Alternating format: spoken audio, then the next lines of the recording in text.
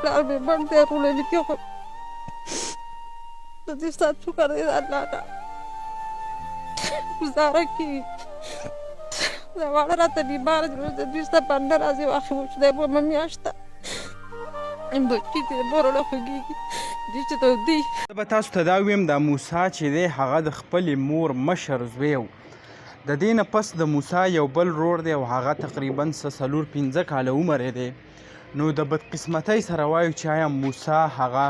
کم قسمه حالات چې د هغه سره واقع شوي وو تر اوسه پورې د خیبر پښتونخوا وزیر اعلی په دې باندې څه اکشن وانغستو او تر اوسه پورې د دې یونیورسټۍ کم وایس چانسلر ورسره کم چیف پراکټر یا وارډن هغه هم معطل نشو او کم احتجاج چې دی هغه هم د عوامي نیشنل پارټۍ د سایډ نه د ملکن یونیورسټۍ مخې ته جاري دی خو تر اوسه پورې پکې داسې